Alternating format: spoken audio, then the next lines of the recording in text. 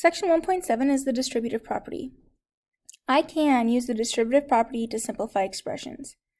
Big ideas here. The distributive property can be used to simplify the product of a number and a sum or a difference. An algebraic expression can be simplified by combining the parts of the expression that are alike. So if we look at the take note distributive property on page 46, what it tells us is that we can simplify something times a sum or difference. So let's say that we can't actually add b plus c. We don't know what those values are. One of them is a variable maybe. We can't add them yet. So we can still get rid of our parentheses and simplify this multiplication by distributing. And when we do that, we take our factor outside and multiply it in to everything inside our parentheses. So I'm going to have a times b plus a times c. And this works the same whether we're adding or subtracting. The only difference is our sign changes. So in example 1 here, I can't actually take x plus 8 because I don't know what x is. So what I can do instead to get rid of my multiplication and my parentheses is I can distribute. I can take that 3 and multiply it into my x, and I can take that 3 and multiply it into the 8. So I'm going to have 3 times x, and then I'm going to have 3 times 8. These are both positive, so it's going to be a positive 3x. 3 and 8 are both positive, so it's a positive 24. And it works the same whether our factor outside of our parentheses is in front, like it was above with the 3, or behind, like it is here with the negative 7. I'm still going to take that negative 7 that's being multiplied times my sum or difference, here difference, and multiply it in to both pieces. So I'm going to have 5b times negative 7. And remember, when we have subtraction, we change it to adding the opposite. So I actually have a negative 4 here. If we want to, we can think about it as just taking the sign in front of the number with it. So I'm going to have a negative 4 times a negative 7. My first one here is going to be negative 35b. My second one, I have 2 negatives, which make a positive when I multiply 28. So negative 35b plus 28. Feel free to pause here and give these a try if you'd like. So, simplified form of our expression, I'm going to take whatever's outside my parentheses and multiply it in. Take that factor that's being multiplied and distribute it through. So I take 5 times x, and then I take 5 times 7, which gives me 5x plus 35.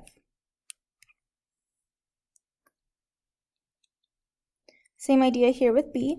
I'm going to take my 12 that's being multiplied into both pieces as multiplication. 12 times 3, and then I'm going to take 12 times negative 1/6t.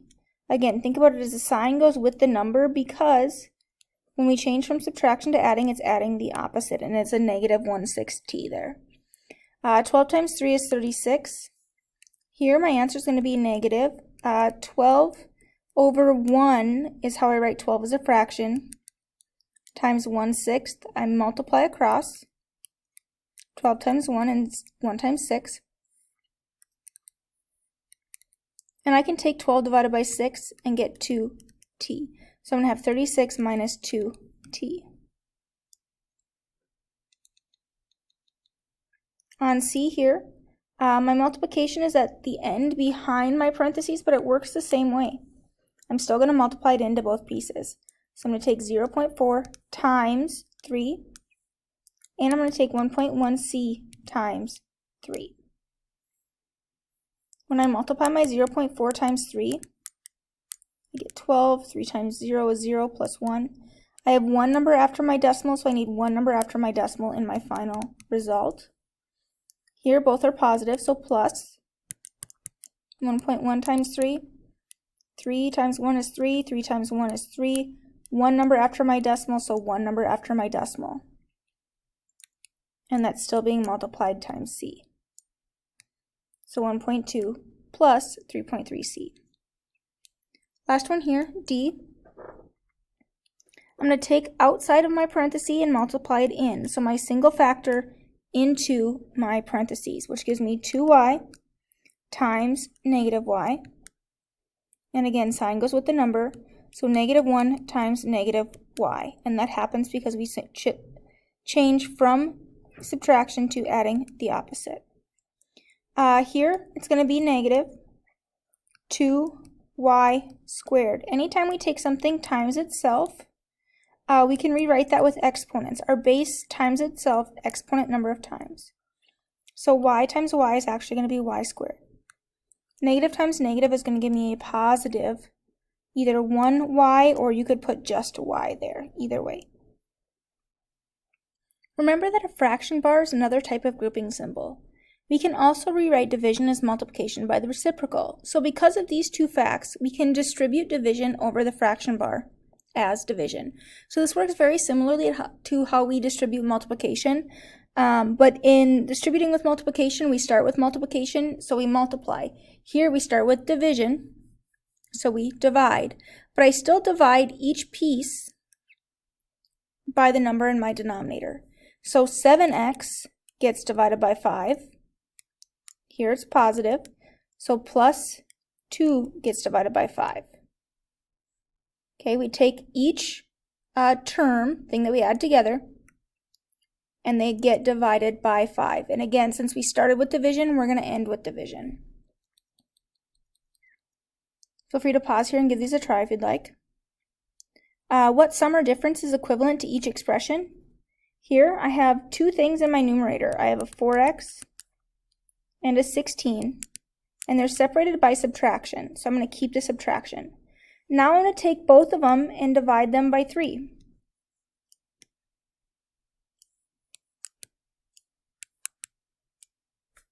And distribute that division. Same idea for b.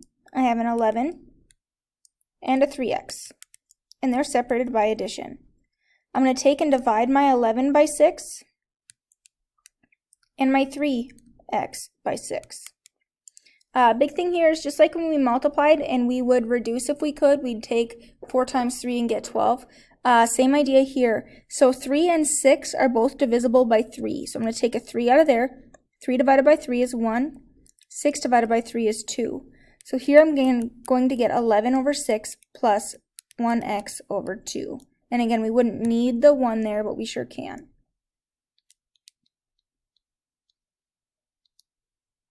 On C here, I have two terms, a 15 and a 6x. And they're being divided by 12. So I'm going to take the 15 and divide it by 12. And then I'm going to take the 6x and divide it by 12. Then we're going to reduce if we can. So here, 15 and 12 are both divisible by 3. So 15 divided by 3 gives me 5. And 12 divided by 3 gives me 4. In my second fraction, I have 6x over 12. 6 and 12 are both divisible by 6. If you didn't recognize that they were divisible by 6, you might have seen that they were divisible by 2 or by 3. You can divide them by that first, and then you might just have to reduce again, which is okay. So I'm left with 1x over 2. One thing here, guys, it's important that if our variable starts in the numerator, it stays in the numerator. We could also write this as 1/2 times x, but we cannot write it as 1 over 2x. We can't do that. Okay, the x starts in the numerator, so it has to stay in the numerator. Same thing if it would have started in the denominator. If it would have been with the 12, it would have had to have stayed in the denominator. And the last one here, I have a 4 and a 2x, and they're separated by subtraction, so I'm going to subtract them. And each one of them I'm going to divide by 8. And distribute that division. Again, we'll reduce here if we can. 4 and 8 are both divisible by 2, let's say, which gives me 2 and 4. And this is what I meant before about how we could use something other than our greatest common factor, and we'll just have to reduce again. So between 2 and 4, I can divide by 2 and I get 1/2. 2 and 8 are both divisible by 2, which gives me a 1/4. So in the numerator, I have a 1 and an x. In my denominator, I have a 4. And that is how we distribute division. The multiplication property of -1 states that -1 times any number is its opposite. We can use this idea to distribute and simplify expressions like the one here. So what this is telling us is we're taking the opposite of x plus 6, which means we take the opposite of everything inside. So it's the opposite of x, which is -x, the opposite of 6, which is -6. You can also think about this as like the negative as a -1 times x plus 6, and we can distribute the -1 in. So -1 times x and -1 times 6 gives me -1x minus 6, gets me to the same place. So whether we think about it as the opposite and take the opposite of everything inside our parentheses, or we think about it as distributing a -1, either way we're going to get to the same place. In example 3 here, we want the simplified form of our expression. So the negative on the outside tells us we're going to take the opposite of our difference here. So the opposite of 2y is -2y. And the opposite of subtracting 3x is adding 3x. Or think about this as adding a negative. The opposite of a -3x is a positive 3x.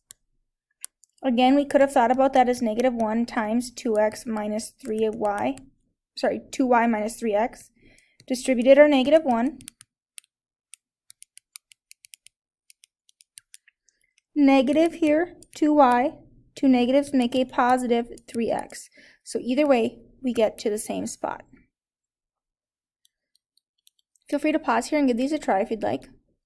Here I'm taking the opposite of a plus 5. So the opposite of a is -a. The opposite of 5 is -5. In B, I'm taking the opposite of my sum. The opposite of -x is positive x, and the opposite of positive 31 is -31. Again, we take the opposite of everything in that sum or difference. Again, the negative tells us we're taking the opposite. Just like if we have a -2, it means the opposite of 2. So the opposite of 4x is -4x. The opposite of -12 is +12. And in D here, the opposite of 6m is -6m. And the opposite of -9n is +9n. So again, the opposite of everything that follows. Instead of being a positive 6, now I have a negative. Instead of being a -9, now I have a +9. Here we're going to use mental math and the distributive property to do some fancy multiplication. So deli sandwiches cost $4.95 each. What's the total cost of 8 sandwiches using mental math? When you use mental math, you can still write down your steps, guys, but what I don't want to see is this and multiplying it out. $4.95 is really close to $5, but to get back to $4.95, we have to take away a nickel, 5 cents. So $5 minus a nickel gets me to $4.95. Now, if I want 8 sandwiches, I can take 8 times $5 and get $40. And then I can take 8 times a nickel and get 40 cents. Now, if I have $40 and I take away 40 cents, I still have $39.60. And we just basically multiplied $4.95 times 8 in our head. Now, Julia commutes to work on the train 4 times each week. A round-trip ticket costs $7.25.